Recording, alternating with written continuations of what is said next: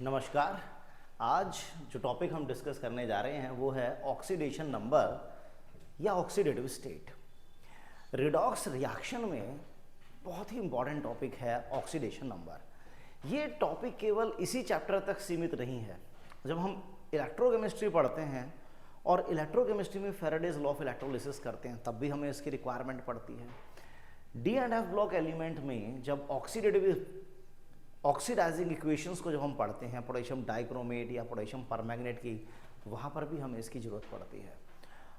कौन substance oxidise हो रहा है, कौन रिड्यूस हो रहा है, वो हम ऑक्सीडेशन नंबर के बिहाफ पर या ऑक्सीडेटिव स्टेट के बिहाफ पर बहुत ईजिली प्रेडिक्ट कर सकते हैं।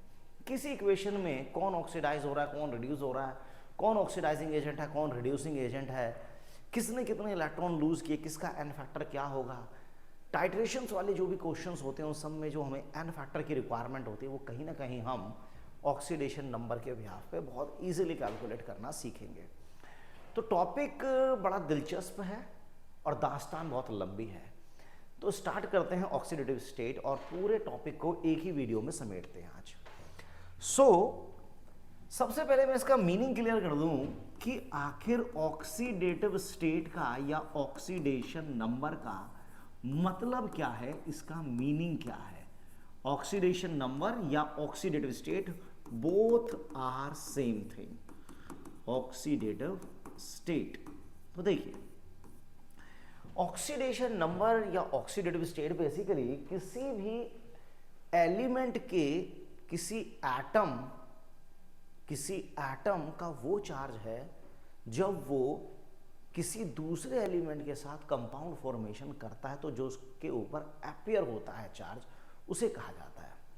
यानी कि ये वो चार्ज है जो किसी एलिमेंट पर अपीयर होगा जब वो एलिमेंट किसी दूसरे एलिमेंट के साथ कंबाइन करेगा, या ये वो चार्ज है जो किसी एटम के आयंस के ऊपर होगा। दो बातें कही मैंने कि ये वो चार्ज है which appear on the atom of an element, या तो उसकी आयनिक फॉर्म में हो या when it combined with the atoms of other element. दो बातें इसके अंदर आ रही हैं कि ये वो चार्ज होगा जब किसी एलिमेंट का एटम किसी दूसरे एलिमेंट से बॉन्डेड होगा, तब जो भी चार्ज अपीयर होगा उस एलिमेंट पर, उस एलिमेंट के एटम पर, वो उसकी ऑक्सीडेटिव स्टेट होगी, या जब वो एटम अपनी आयनिक फॉर्म में होगा तो जो भी उसके ऊपर चार्ज है वो उसकी ऑक्सीडेटिव स्टेट होगी। बेसिकली अगर मुझे एक ही शब्द में इसकी व्याख्या करनी हो तो मैं केवल इतना कहूंगा कि ये तो चार्ज होता है। ऑक्सीडेटिव स्टेट का मतलब क्या होता है? चार्ज, केवल चार्ज। और चार्ज कब आता है? जब कोई एक एलिमेंट दूसरे एलिमेंट के साथ कंबाइंड होता है। तो it is a compounded phenomena, it is a compounded phenomena. तो it is basically, it is the charge, it is the charge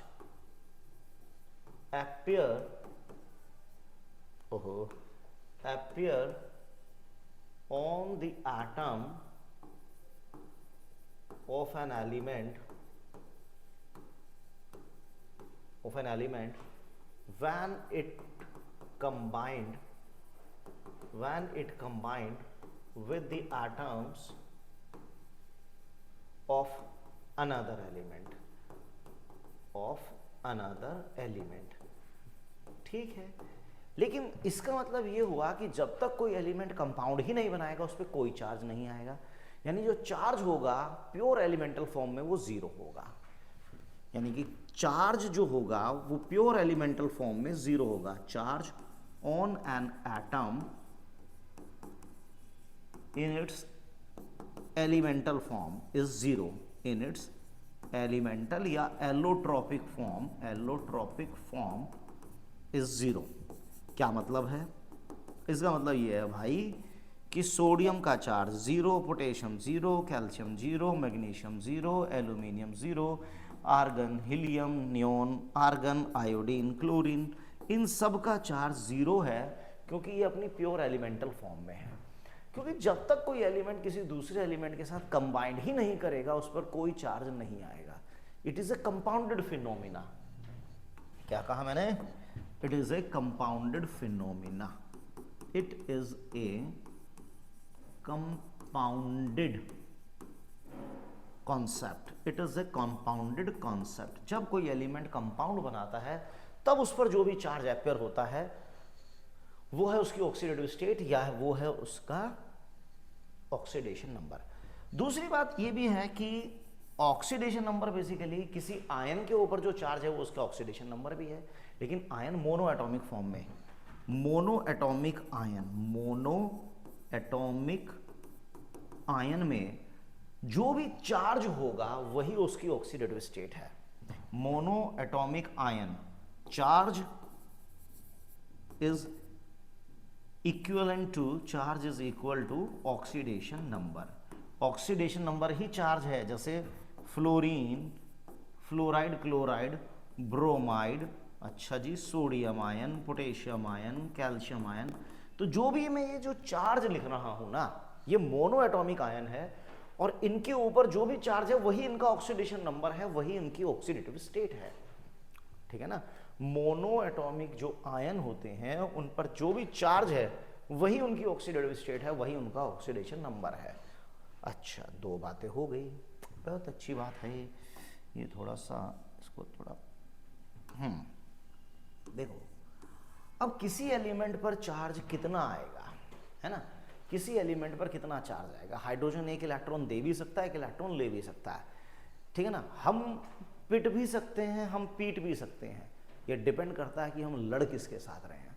अगर हम अपने से कमज़ोर के साथ लड़ेंगे तो हम उसका आम पापड़ बना देंगे, और कोई हमसे ज़्यादा ताकतवर है तो वो हमारा आम पापड़ बना देगा। कहने का मतलब ये है कि चार्ज किसी एलिमेंट पे पॉजिटिव या नेगेटिव आ सकता है, डिपेंड करता है कि वो अपने से ज़्यादा इलेक्ट्रोनेगेटिव के साथ है, कम है।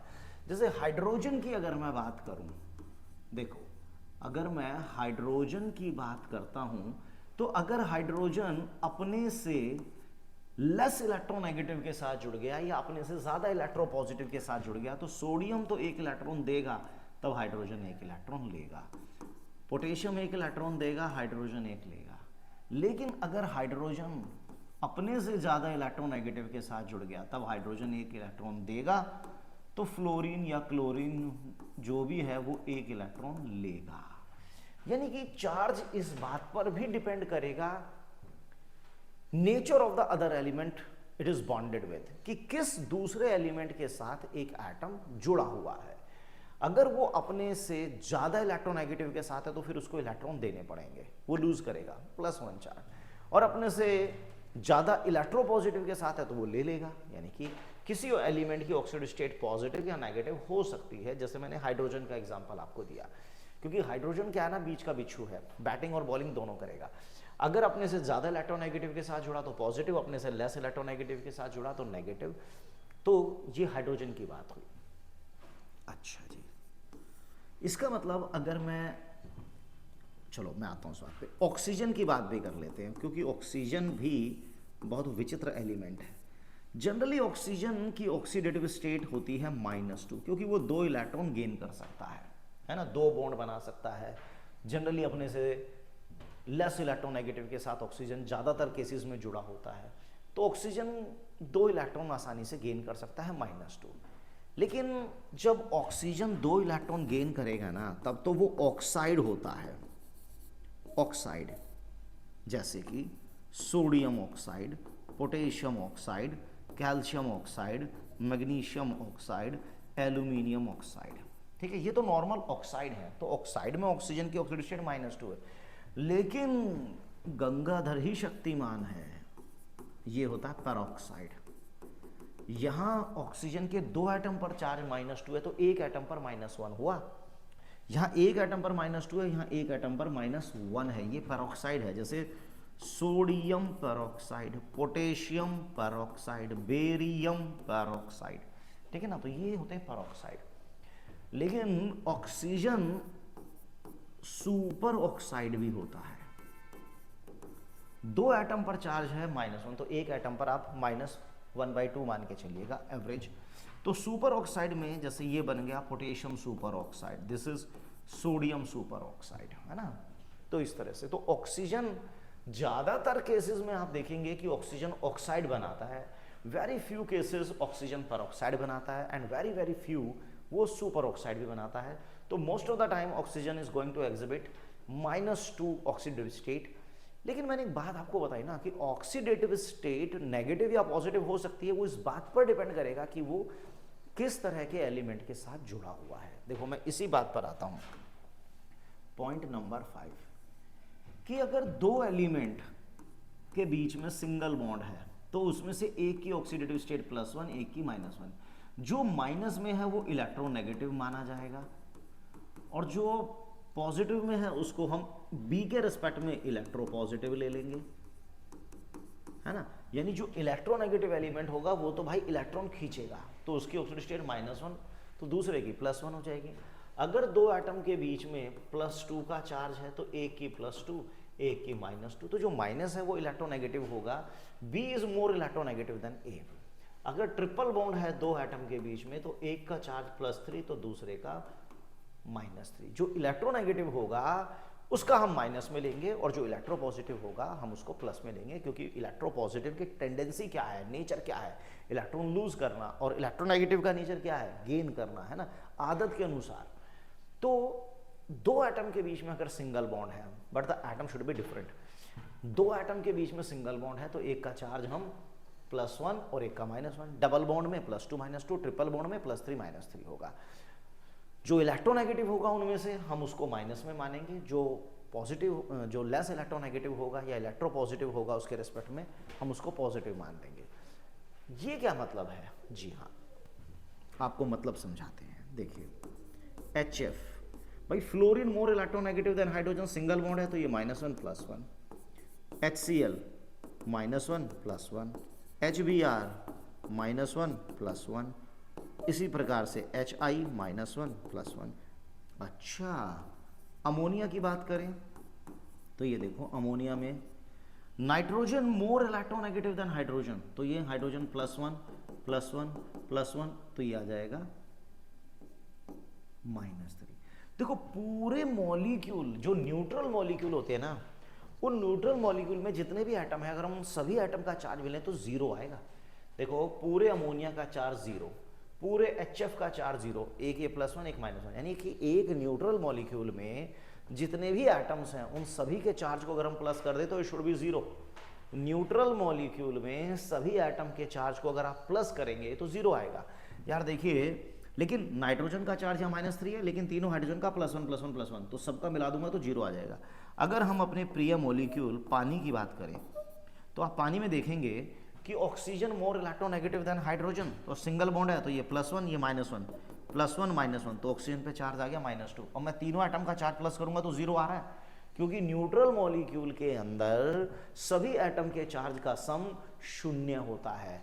और अगर कोई पॉली एटॉमिक आयन है तो उसमें सभी एटम का चार्ज अगर हम प्लस कर दें, सभी एटम की ऑक्सीडेटिव स्टेट को प्लस कर दें तो it is equal to the charge, जो भी उस आयन के ऊपर चार्ज है। मैं आ रहा हूं उस पॉइंट पर, या मैं यहाँ पे लिख देता हूं, in a neutral molecule, in a neutral molecule, the sum of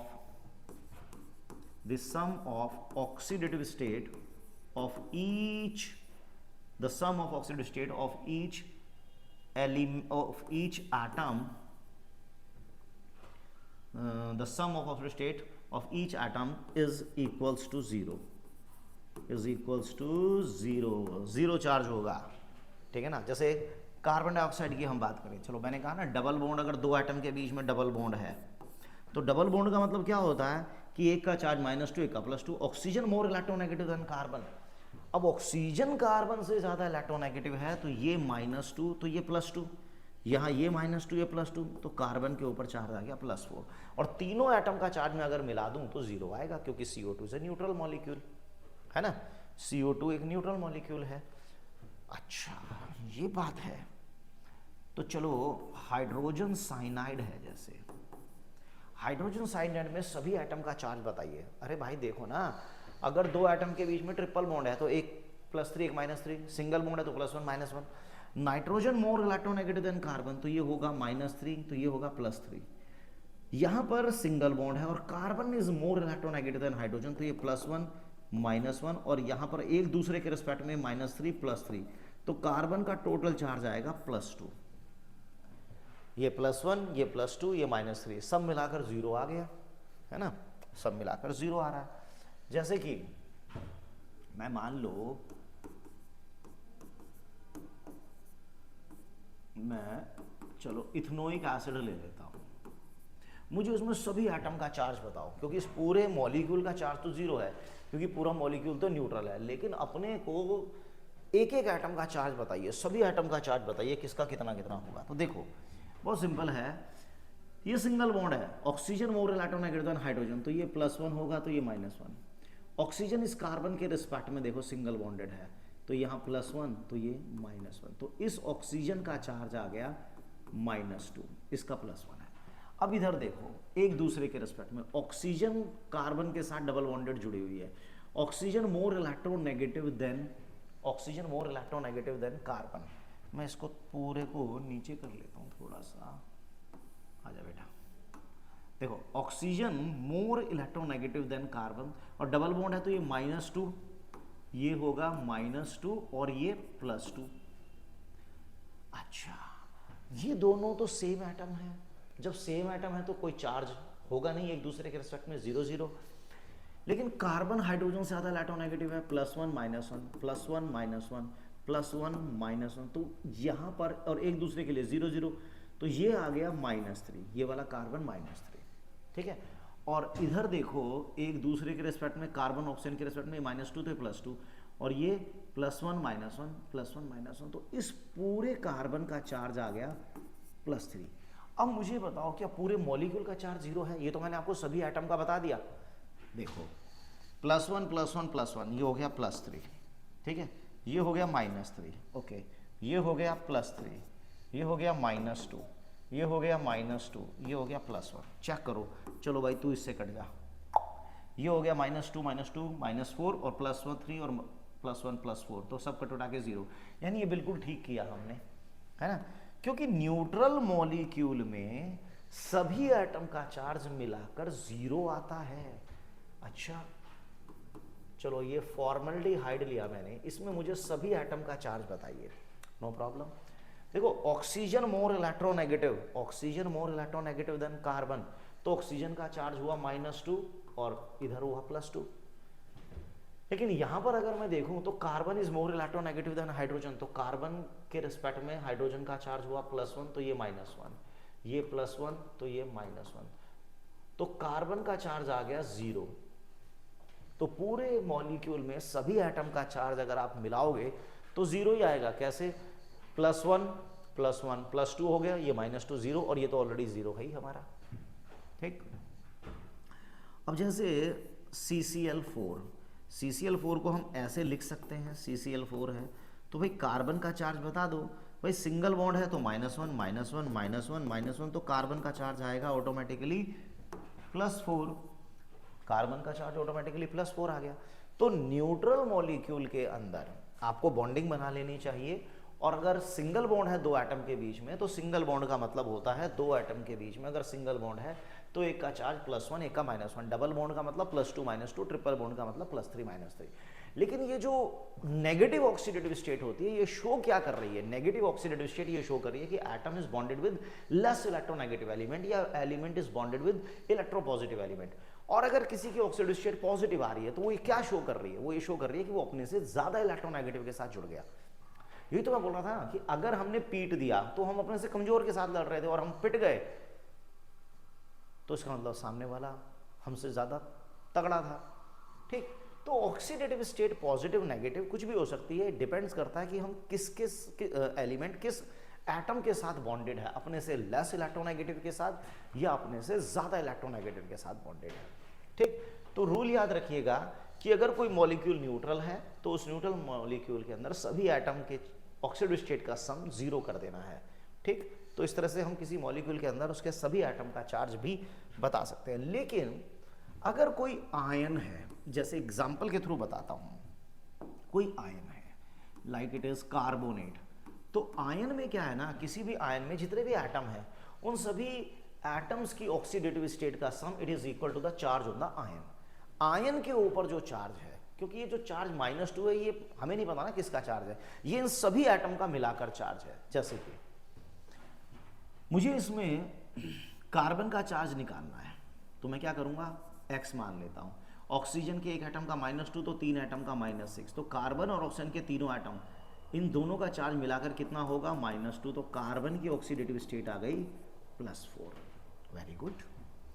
ferrous oxide iron के निकालते हैं x, -2 it is equal to 0। अच्छा, मुझे एक्चुअली में अभी आयन की बात करनी चाहिए थी, लो मैं आयन की बात करता हूँ। ये लिया मैंने dichromate ion. Calculate the oxidative state of chromium. Chromium की ऑक्सीडेटिव स्टेट बताइए। तो क्रोमियम के एक एटम का x तो दो एटम का 2x, ऑक्सीजन का -2 × 7 -14, और इन सब का मिलाकर चार्ज कितना होगा -2। किसी आयन के अंदर जितने भी एटम हैं उन सभी एटम्स की ऑक्सीडेटिव स्टेट का sum it is equal to the charge on the ion. तो यहां पर क्रोमियम के एक एटम की ऑक्सीडेटिव स्टेट +6 आ गई। पर मैग्नेट, चलो जी भाई मैग्नीज का बताओ। तो एक एटम का x -2 × 4 -8 it is equal to -1, तो x इज इक्वल टू +7। अच्छा जी, सल्फेट, सल्फेट, पूरे सल्फेट की ऑक्सीडेटिव स्टेट तो -2 है। देखो ऑक्सीडेटिव स्टेट का मतलब केवल चार्ज होता है, किसी आयन पर जो चार्ज है वो उस आयन की ऑक्सीडेटिव स्टेट होती है। सल्फर का चार्ज बताइए मुझे। तो सल्फर का हम x मान लेते हैं, -2 × 4 -8, और इन दोनों का मिलाकर चार्ज है -2, सो x इज इक्वल टू +6। अच्छा, फॉस्फेट का बताइए। फॉस्फेट का देखो, पूरे फॉस्फेट का चार्ज -3 है, यानी पूरे फॉस्फेट की ऑक्सीडेटिव स्टेट -3 है, लेकिन फॉस्फोरस का चार्ज कितना है? तो let it be x, -2 × 4 -8 equal to -3, so x equal to +5। x is equals to +5। ClO- hypochlorous ion, chlorine का charge x, -2 -1 x equal to +1। ClO2- chlorous ion, chlorine का charge x, -2 × 2 -4 it is equal to -1 x equal to +3। ठीक, तो point number 6 क्या है कि किसी ion में सभी एटम की ऑक्सीडेटिव स्टेट का sum it is equal to the charge on the ions. लिख देता हूं, this sum of oxidative state of each atom in the ion is equals to the charge on ion।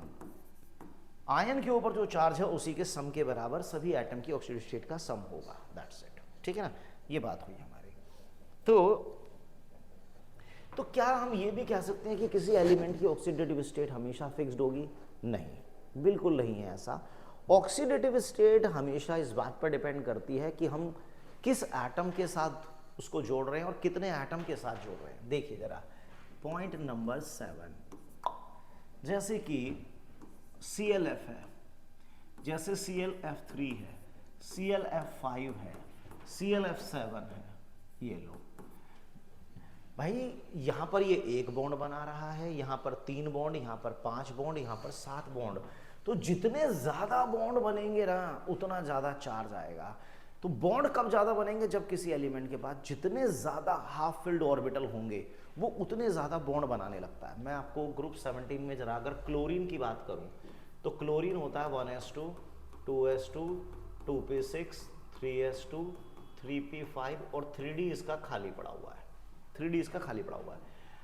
तो 3s2 3p5, तो 3s2 this is 3s2, this is 3p5 and this is 3d0। अब देखो 3s2 3p5 और ये है 3d0। अभी इसके पास एक हाफ फील्ड ऑर्बिटल है, तो ये एक बॉन्ड बना सकता है, कोई नहीं रोक सकता, एक बॉन्ड बना सकता है। अब वो एक बॉन्ड अपने से कम इलेक्ट्रोनेगेटिव के साथ या ज्यादा इलेक्ट्रोनेगेटिव के साथ बना सकता है क्लोरीन। तो क्लोरीन, क्योंकि फ्लोरीन ज्यादा इलेक्ट्रोनेगेटिव है तो ये -1 ये +1, लेकिन अगर क्लोरीन हाइड्रोजन के साथ जुड़ गया तो ये -1 ये +1। तो ऑक्सीडेटिव स्टेट किसी एलिमेंट की पॉजिटिव या नेगेटिव कुछ हो सकती है, depends upon the nature of the other element it is bonded with. If it is bonded with less electronegative element तो माइनस में आ जाएगी। अगर वो अपने से ज्यादा इलेक्ट्रोनेगेटिव के साथ जुड़ा हुआ है तो वो इलेक्ट्रॉन लूज करेगा तो पॉजिटिव आ जाएगी। तो यहां पर क्लोरीन क्योंकि एक हाफ फील्ड ऑर्बिटल है एक बॉन्ड बनाएगा, लेकिन अगर क्लोरीन के इलेक्ट्रॉन एक्साइट हो जाते हैं, अगर क्लोरीन के इलेक्ट्रॉन एक्साइट हो जाते हैं तो अब उसके बाद 3 हाफ फील्ड ऑर्बिटल बन गए। अब उसके बाद 3 हाफ फील्ड ऑर्बिटल है, वो 3 कोवेलेंट बॉन्ड बना सकता है। तो ऑक्सीडेटिव स्टेट देखो ClF3 में ClF 3 बॉन्ड पेयर हैं, इसमें 3 बॉन्ड पेयर हैं और 2 लोन पेयर हैं, 3+2, तो बेंट टी शेप टाइप से कुछ बनता है। तो देखिए 2 एटम के बीच में सिंगल बॉन्ड, 2 एटम के बीच में सिंगल बॉन्ड, तो ये -1 + 1 -1 + 1 -1 + 1, तो क्लोरीन का चार्ज आ गया +3, क्लोरीन का चार्ज +3 है, ठीक है, क्योंकि क्लोरीन अपने से ज्यादा इलेक्ट्रोनेगेटिव के साथ जुड़ा हुआ है, तो क्लोरीन को इलेक्ट्रॉन लूज करने पड़ेंगे एक तरीके से। ClF5 में अगर आप देखोगे तो 5 बॉन्ड पेयर हैं और 1 लोन पेयर है, देयर इज 1 लोन पेयर, तो chlorine 5 bond pair 1 lone pair, 1 2 3 4 5 फिर 1 लोन पेयर। अब यहां पर देखो ना, फ्लोरीन क्योंकि ज्यादा इलेक्ट्रोनेगेटिव है, तो ये -1 -1 -1 -1 -1, तो इन कितना चार्ज हो गया -5, तो क्लोरीन का चार्ज आ गया +5। इसी तरह यहां पर आ जाएगा +7, यानी कि ग्रुप 17 में अगर मैं ऑक्सीडेटिव स्टेट देखूं तो -1 से लेकर ग्रुप 17 की में अगर -1 उनकी मिनिमम होती है, बाकी 0 भी होती है, क्योंकि F2Cl2 Br2 ये प्योर मॉलिक्यूलर फॉर्म जो होती है, प्योर मॉलिक्यूलर फॉर्म, इसमें तो ऑक्सीडेटिव स्टेट 0 होगी, बाकी ये +1 +3 +5 +7 तक जा सकते हैं, यानी कि ये कंपाउंडेड फिनोमिना है। कंपाउंडेड फिनोमिना के मतलब वो कौन सा कंपाउंड बना रहा है, किस एटम के साथ जुड़ा है, किस तरह की एटम के साथ जुड़ा हुआ है, अपने से कम इलेक्ट्रोनेगेटिव है, ज्यादा इलेक्ट्रोनेगेटिव है, कितने एटम के साथ जुड़ा हुआ है, कितने हाफ फील्ड ऑर्बिटल है, इन सभी पर डिपेंड करेगी उसकी ऑक्सीडेटिव स्टेट। ये तो मैंने बात करी ग्रुप 17 की, है ना। इसी तरीके से आप ग्रुप 16 को भी तो ले सकते हो। देखो ग्रुप 16 में अगर मैं सल्फर की बात करता हूं तो सल्फर डाइऑक्साइड भी बनता है, तो सल्फर ट्राइऑक्साइड भी बनता है, और सल्फर कहीं ना कहीं H2S भी बनाता है, और सल्फर अपनी प्योर एलिमेंटल फॉर्म में भी होता है। तो सल्फर की जरा हम जन्म कुंडली निकालते हैं एक बार। देखो सल्फर होता है roll number 16, 1s2 2s2 2p6 3s2 3p4 और 3d 0, तो 3s2 3p4 और 3d 0, तो 3s2 इस तरह से ले लेता हूं, 3p4 and this is 3d। अब ये सल्फर के पास 2 हाफ फील्ड ऑर्बिटल है। 2 हाफ फील्ड ऑर्बिटल का मतलब है भाई ये 2 बॉन्ड तो बनाएगा ना। अब वो 2 बॉन्ड अपने से कम इलेक्ट्रोनेगेटिव के साथ भी बना सकता है, अपने से ज्यादा इलेक्ट्रोनेगेटिव के साथ भी बना सकता है। 2 बॉन्ड बनाने हैं उसको, वो अपने से लेस इलेक्ट्रोनेगेटिव एलिमेंट के साथ बना सकता है और अपने से ज्यादा इलेक्ट्रोनेगेटिव के साथ भी बना सकता है। तो यहां पर ऑक्सीडेटिव स्टेट क्या होगी, देखो सल्फर मोर इलेक्ट्रोनेगेटिव देन हाइड्रोजन, तो ये +1 -1 +1 -1, तो सल्फर का चार्ज आ गया -2। तो यहां पर H2S में सल्फर का -2, ये प्योर मॉलिक्यूलर फॉर्म है, 0 होगी, है ना। प्योर मॉलिक्यूलर फॉर्म में चाहे कोई भी एलिमेंट है, चाहे सल्फर है, फॉस्फोरस है, O2 है, N2 है, S8 है, P4 है, जो भी है, जो भी अपनी प्योर मॉलिक्यूलर फॉर्म में होता है उसका चार्ज 0 लिया जाता है। तो सल्फर के बाद 2 हाफ फील्ड हैं, वो 2 बॉन्ड बना सकता है अपने से कम इलेक्ट्रोनेगेटिव के साथ या अपने से ज्यादा इलेक्ट्रोनेगेटिव के साथ। तो सल्फर की ऑक्सीडेटिव स्टेट आप कहीं +2 देखेंगे तो कहीं -2 देखेंगे, डिपेंड करता है हम लड़ किसके साथ रहे हैं। अब यहां पर इलेक्ट्रॉन अगर अनपेयर्ड हो जाता है तो आप देखिए, अगर इलेक्ट्रॉन को आपने अनपेयर्ड किया तो अब इसके पास 4 हाफ फील्ड हो गए हैं। 4 हाफ फील्ड का मतलब है अब सल्फर 4 बॉन्ड बनाएगा, वो चाहे चारों सिग्मा बनाए या सिग्मा और पाई का कॉम्बिनेशन बनाए, व्हाटएवर, लेकिन सल्फर 4 बॉन्ड बनाएगा। जैसे कि यहां पर अगर मैं देखूं तो SO2 में सल्फर 4 बॉन्ड बना रहा है। डबल बॉन्ड का मतलब -2 + 2 -2 + 2, तो सल्फर का चार्ज आ गया +4, क्योंकि 2 एटम के बीच में अगर सिंगल बॉन्ड है तो एक का charge +1 -1, double bond +2 -2, triple bond +3 -3। जो ज्यादा इलेक्ट्रोनेगेटिव होगा उसका माइनस में, जो लेस इलेक्ट्रोनेगेटिव होगा उसका प्लस में। तो oxygen is more electronegative then sulphur, तो ऑक्सीजन की ऑक्सीडेटिव स्टेट माइनस में होगी, सल्फर की प्लस में होगी, ठीक है ना। SF4 बड़ा फेमस कंपाउंड है, सीसो सीसो सीसो टन टन टन टन। तो मुझे कहाँ बना दिया, चलो ऐसे बना देता हूँ।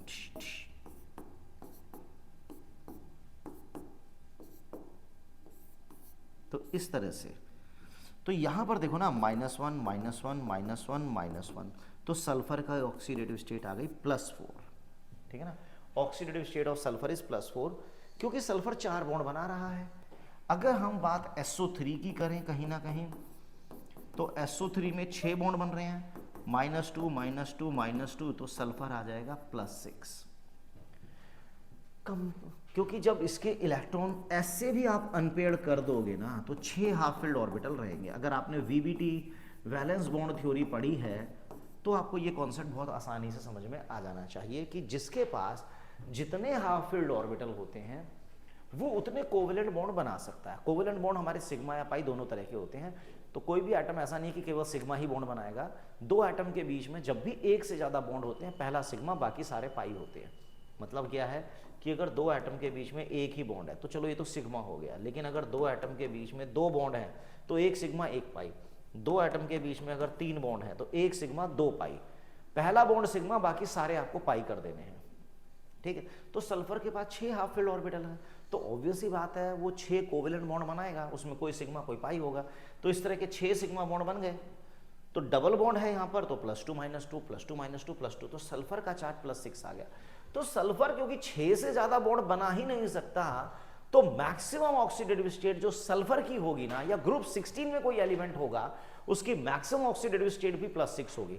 यानी ये मिनिमम तो ये -2 तक जा रहे हैं। मिनिमम सल्फर -2 करेगा, 0 करेगा, फिर +2 +4 +6 इसकी मैक्सिमम है। जबकि ग्रुप 17 में जब हम देख रहे थे तो ग्रुप 17 में मिनिमम -1 थी और मैक्सिमम +7 थी।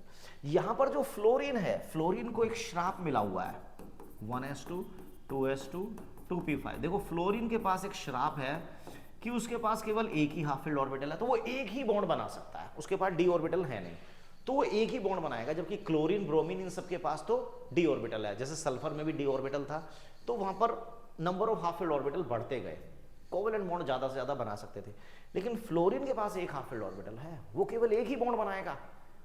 और दूसरा श्राप ये है इसको कि ये सबसे ज्यादा इलेक्ट्रोनेगेटिव है, और जो इलेक्ट्रोनेगेटिव एलिमेंट होगा वो किसी से भी जुड़ेगा उससे इलेक्ट्रॉन लेगा ही लेगा।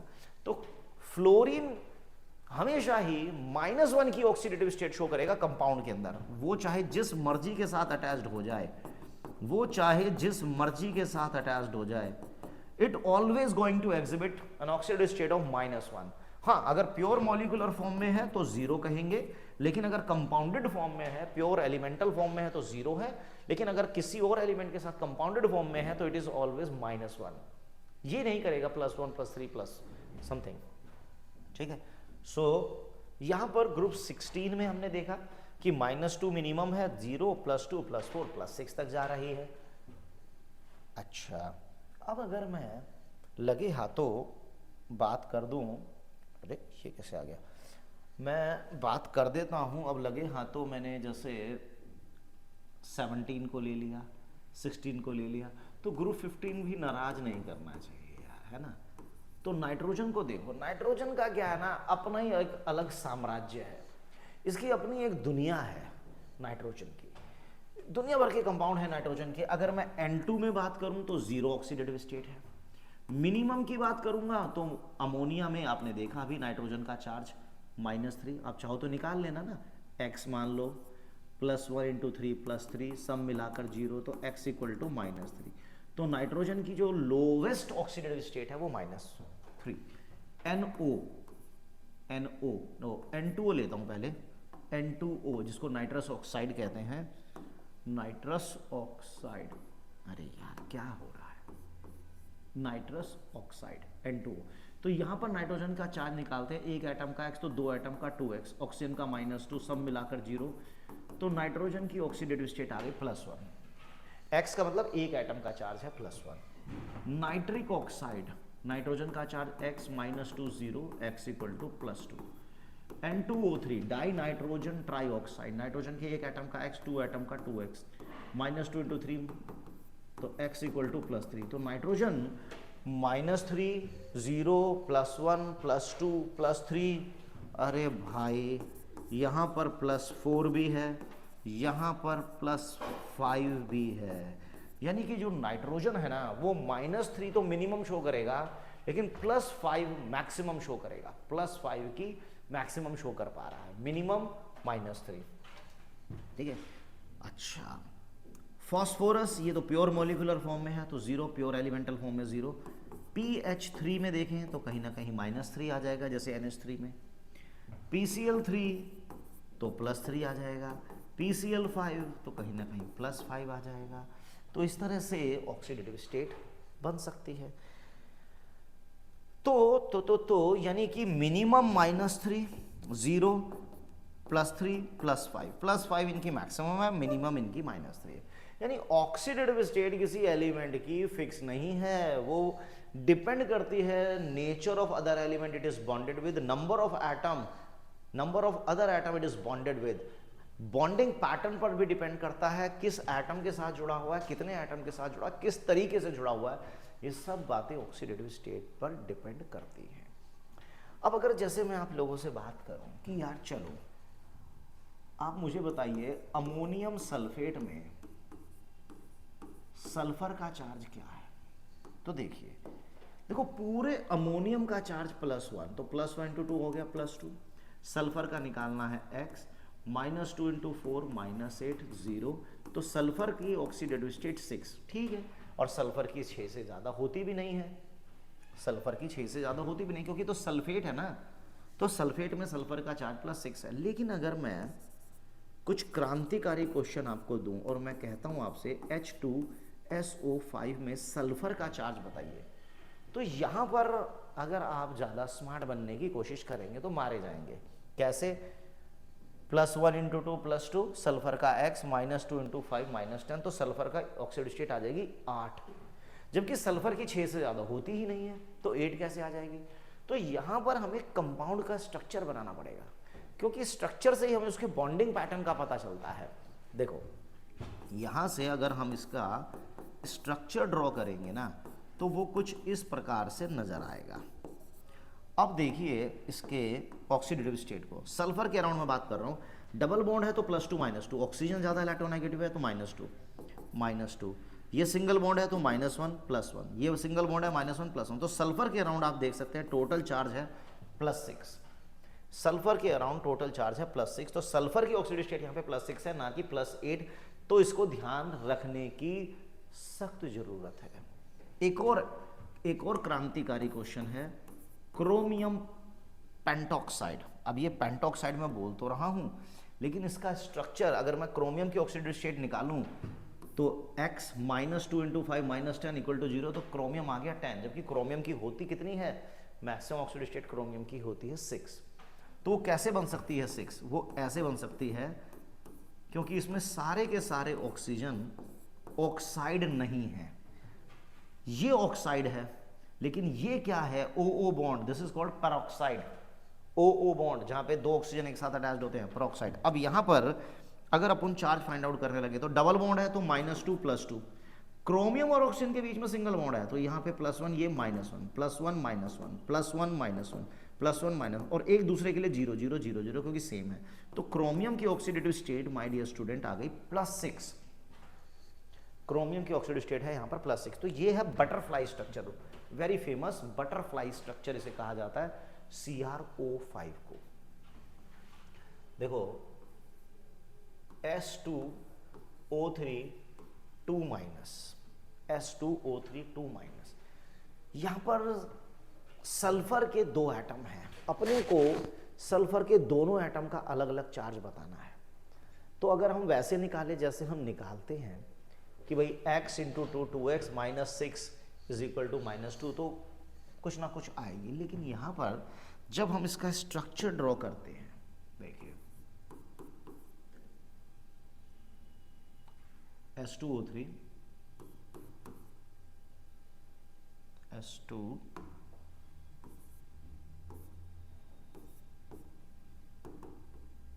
हाँ ये बन गया S2O3, ठीक है ना, 2 सल्फर हैं, अरे हाँ गलत हो गया कहीं, 1 मिनट, 2 2 4 S2O3 2 2 4 2 6 गलत हो रहा है, गलत हो रहा है, गलत हो रहा है। एक मिनट, S2O3 थायोसल्फेट आयन है ना, तो एक, अच्छा 2 यूनिट नेगेटिव चार्ज है ना, ऐसे ऐसे बनेगा, 2 यूनिट नेगेटिव है, सिंगल बॉन्ड में -1 आता है, सिंगल बॉन्ड में -1 आता है। तो अब यहाँ पर दोनों सल्फर का अगर हम चार्ज फाइंड आउट करने लगें तो यहाँ पे देखो ना, दोनों तो एक दूसरे के रिस्पेक्ट में सेम है, तो दोनों का एक दूसरे के लिए 0 0 होगा, यानी यहाँ सल्फर 0 होगा, ये वाला सल्फर 0, इसके लिए ये भी 0, लेकिन यहाँ पर ये -2 तो ये +2 आ गया, ठीक है ना। तो इस वाले सल्फर का चार्ज आप देखो कितना है, इधर -1 -2, तो इसका आएगा 4, इस पूरे सल्फर का चार्ज आएगा 4, यहाँ -2 तो ये +2, ये -1 तो +1, -1 तो +1, ऐसे करना है। तो एक सल्फर का +4, एक का 0, तो मैं जब एवरेज निकालूंगा तो +2 आ जाएगी। देखो ना, x × 2 2x, -2 × 3 -6 -2, तो x = +2 आ गई। वो एक एटम की आई है, 2 एटम की निकालेंगे तो 4 आएगी, 2 एटम की 4, क्योंकि ये तो 0 है, ठीक है। अच्छा,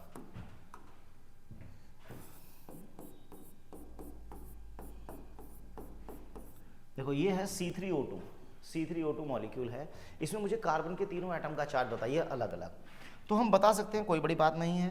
देखो यहाँ पर डबल बॉन्ड है, तो एक है +2, तो ये -2, ये -2, ये +2, ये बीच का जो एटम है वो इधर भी सेम एटम से, इधर भी सेम एटम है 0, तो तीनों कार्बन का मिलाकर चार्ज +4 है, तीनों एटम का मिलाकर +4 है, तो एक एटम का कितना होगा, तो ये होती है एवरेज ऑक्सीडेटिव स्टेट।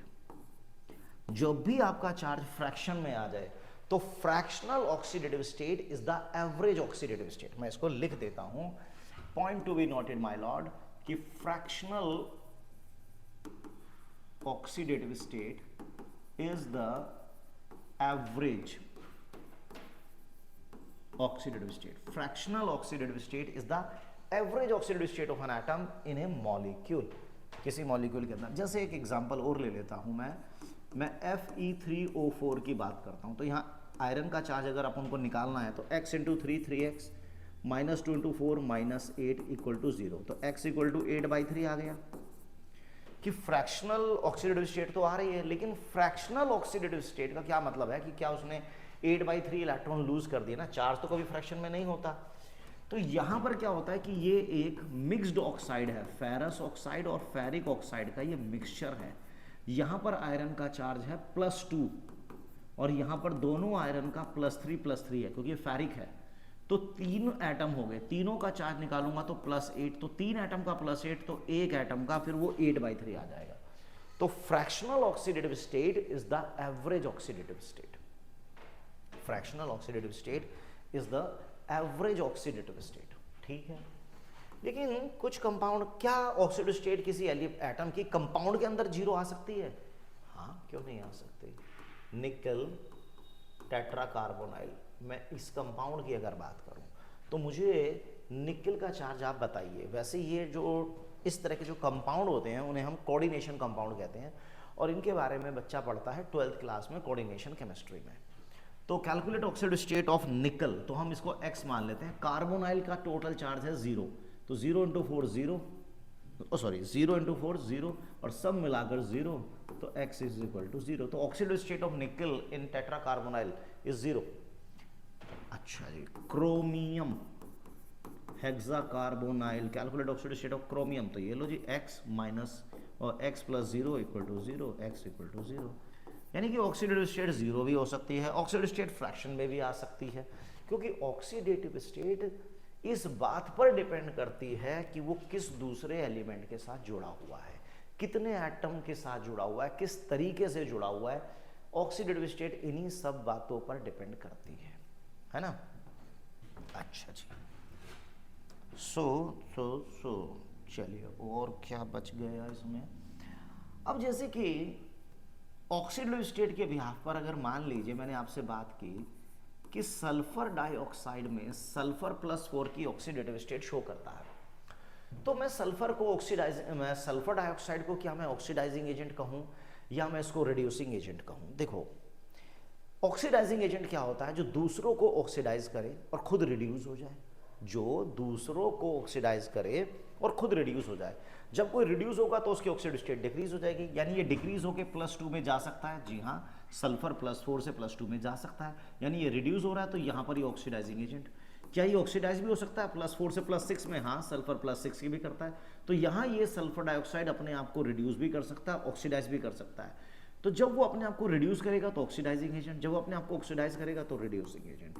यानी कि सल्फर डाइऑक्साइड जो है वो दोनों की तरह बिहेव कर सकता है। वो ऑक्सीडाइजिंग एजेंट की तरह भी बिहेव कर सकता है, वो रिड्यूसिंग एजेंट की तरह भी बिहेव कर सकता है। हाइड्रोजन सल्फाइड की अगर मैं बात करूं, देखो अगर किसी बच्चे के नंबर 100 में से मान लो 40 आ गए और वो सेटिस्फाइड नहीं है, तो वो हो सकता है वो दोबारा टेस्ट दे, तो उसके पास चांस है कि वो अपने नंबर बढ़ा भी सकता है, नंबर अपने बढ़ा भी सकता है, और मेहनत नहीं करेगा तो शायद अगली बार और कम भी ला सकता है। तो क्योंकि वो इंटरमीडिएट में है। लेकिन अगर बच्चे के पहले 0 नंबर आ गए और वो दोबारा टेस्ट देता है, तो 0 से कम तो ला नहीं सकता ना, अगर नेगेटिव मार्किंग नहीं है तो 0 मिनिमम है। तो यहां पर सल्फर की ऑक्सीडेटिव स्टेट ऑलरेडी मिनिमम है -2, इससे मिनिमम वो जा नहीं सकता, तो वो केवल और केवल ऑक्सीडाइज होगा। वो केवल और केवल ऑक्सीडाइज होने का मतलब है कि ये केवल रिड्यूसिंग एजेंट की तरह ही बिहेव करेगा। हाइड्रोजन सल्फाइड में क्योंकि sulphur is in its lowest oxidative state, तो कोई भी रिएक्शन होगा उसमें H2S का जो सल्फर है वो अपने आप को ऑक्सीडाइज ही करेगा, तो वो रिड्यूसिंग एजेंट की तरह काम करेगा। और अगर किसी बच्चे के 100 में से 100 ही नंबर आ गए, 100 में से 100 नंबर आ गए, और बच्चे कहने लगे यार इसका तो तुक्का लग गया, तुक्का लग गया, ठीक है, और बच्चा बेचारा जोश में आ गया, ठीक है दोबारा टेस्ट दे देता हूँ। अब क्या हो सकता है, दोबारा की प्रोबेबिलिटी 2 है कि या तो उसके नंबर कम आएंगे या उतने ही आएंगे, 100 से ज़्यादा तो वो ला नहीं सकता, क्योंकि वो ऑलरेडी मैक्सिमम ऑक्सीडेटिव स्टेट में है। तो मैक्सिमम से मैक्सिमम तो जा नहीं सकता, तो ये इसके पास चांस क्या है कि अपने आप को रिड्यूस कर सकता है। रिड्यूस करने का मतलब है कि ये एक ऑक्सीडाइजिंग एजेंट की तरह बिहेव करेगा, है ना।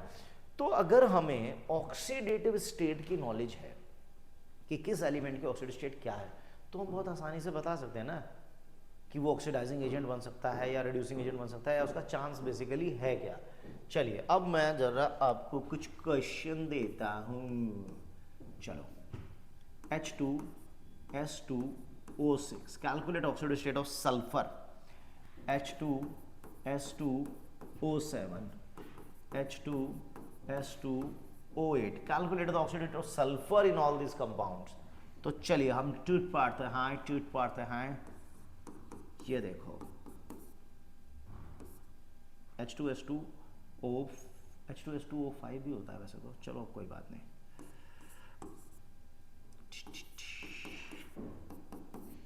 देखिए यहां पर हमने इसका स्ट्रक्चर ड्रॉ किया।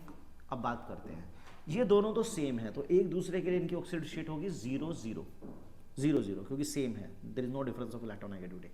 यहाँ डबल बॉन्ड है तो -2 + 2, डबल बॉन्ड है -2 + 2, सिंगल बॉन्ड है -1 + 1, और एक दूसरे के लिए 0, तो सल्फर के अराउंड चार्ज आ गया है +5। यहाँ पर निकालो, डबल बॉन्ड है -2 + 2, -2 + 2, -1 + 1, तो सल्फर का चार्ज आ गया +5। तो ऑक्सीडेटिव स्टेट हम बता सकते हैं, कंपाउंडेड फिनोमिना है, तो स्ट्रक्चर जरूर ड्रॉ कीजिए। H2S2O7 ओलियम भी इसे कहते हैं।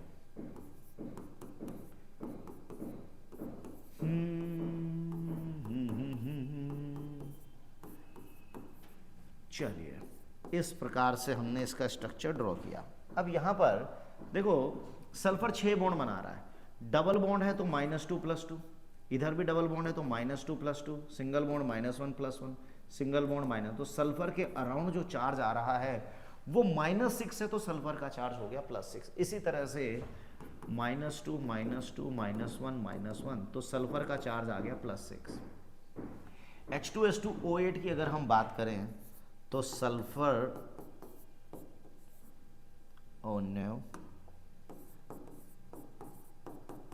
इस टाइप से, this is the structure of peroxodisulphuric acid. Peroxodisulphuric acid इसे कहा जाता है। H2S2O8 को मार्शल्स एसिड भी कहते हैं।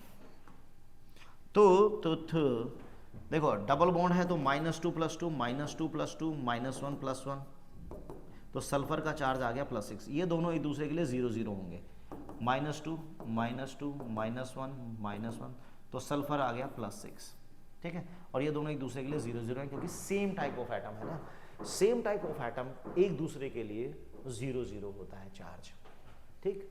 चलिए, हाँ हुजूर तुमको सितारों में ले चलूं। अच्छा जी, चलिए।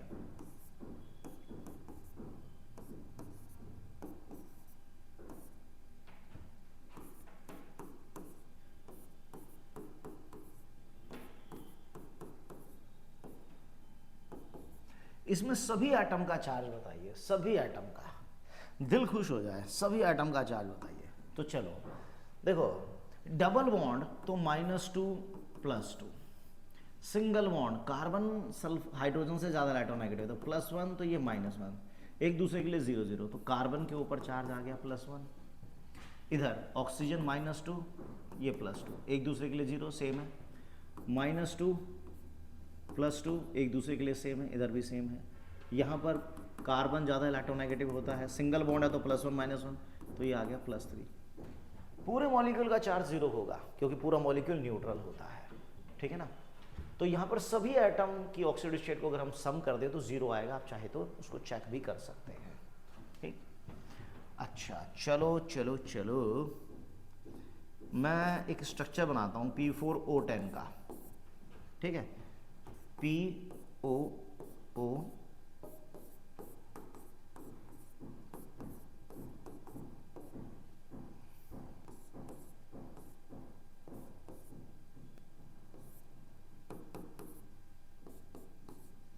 चलिए, ऐसा कुछ स्ट्रक्चर हमने बनाया। अब इसमें जितने भी एटम है ना, फास्फोरस और ऑक्सीजन, सबका चार्ज बताना है, सबका चार्ज आपको बताना है, नो प्रॉब्लम। देखो, अगर हमारे पास स्ट्रक्चर है तो कोई दिक्कत ही नहीं है, अगर हमें स्ट्रक्चर बनाना नहीं आता तो ये दिक्कत है।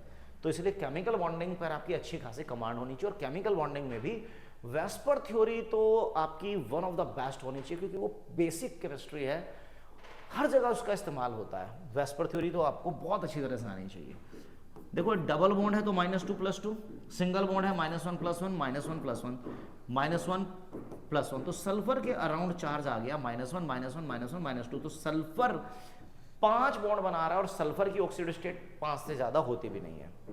तो आप देखेंगे सभी जगह इसी तरह से आप निकाल लेंगे, सभी फास्फोरस की ऑक्सीडेटिव स्टेट +5 होगी, और किसी ऑक्सीजन की -2 है तो किसी की -1, ठीक है। अच्छा, लेकिन यहाँ पर मैं जब इसके बिहाफ पे निकालूंगा तो ये -2 +2, सिंगल बॉन्ड है, फिर अगेन -1 +1, तो यहाँ पे ऑक्सीजन -2 -2 -2, सारे ऑक्सीजन -2 आ जाएंगे, और सभी फास्फोरस हमारे क्या आ जाएंगे,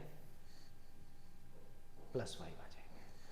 अच्छा, तो बताइए क्या होगी ऑक्सीडेटिव स्टेट, K4Fe(CN6), तो यहाँ पर आयरन का चार्ज बताना है। देखो, एक पोटेशियम का +1 तो 4 का होगा +4, आयरन का X, साइनाइड का होता है -1 -1 to 6 -6, सब मिलाकर 0, तो आयरन की ऑक्सीडेटिव स्टेट आ गई है +2, ठीक। सो ये एक पूरी कहानी मैंने बयान कर दी ऑक्सीडेटिव स्टेट की, ऑक्सीडेशन नंबर की, कि भाई किसी एलिमेंट की ऑक्सीडेटिव स्टेट किन किन परिस्थितियों में कैसी होगी, कैसे कैलकुलेट करेंगे, राइट। कब वो पॉजिटिव होगी, कब वो नेगेटिव होगी, फ्रैक्शनल का मतलब क्या है, 0 कब होगी, पूरे मॉलिक्यूल की ऑक्सीडेटिव स्टेट यानी जो भी उसका चार्ज है वही होती है, अगर वो न्यूट्रल है तो 0, अगर वो आयन है तो जो भी उसका चार्ज है वही माना जाएगा। तो जितने भी पॉइंट ऑक्सीडेटिव स्टेट से रिलेटेड बनते थे, जो भी मैक्सिमम क्वेश्चन बनते थे, मैंने आप लोगों को समझाने का पूरा प्रयास किया। होप ये टॉपिक आपको बहुत हेल्प करेगा। अगर ये टॉपिक हमें बहुत अच्छी तरह से आता है, ओनली देन फिर हम बैलेंसिंग पर जा सकते हैं कि रिडॉक्स इक्वेशन को कैसे बैलेंस किया जाता है एसिडिक मीडियम में, और कैसे बैलेंस किया जाता है बेसिक मीडियम में। लेकिन प्यारे बच्चों, उस पर जाने से पहले इस टॉपिक पे आपकी कमांड बहुत अच्छी होनी चाहिए, और इसको बहुत अच्छी तरह से समझने के लिए केमिकल बॉन्डिंग में वेस्पर थ्योरी पर आपकी बहुत अच्छी कमांड होनी चाहिए। सिस्टमैटिकली अगर आप चलते हैं, चीज़ों को समझते हैं, तो आपकी एक अंडरस्टैंडिंग डेवलप होती है। कहीं रटने की कोई ज़रूरत होती ही नहीं, फटाक से स्ट्रक्चर ड्रॉ किया, कॉन्सेप्ट अप्लाई किया और ऑक्सीड स्टेट निकल गई। तो प्यारे बच्चों, मिलते हैं नेक्स्ट वीडियो में किसी और टॉपिक के साथ। टिल देन पढ़ते रहिए, आगे बढ़ते रहिए। Thank you very much.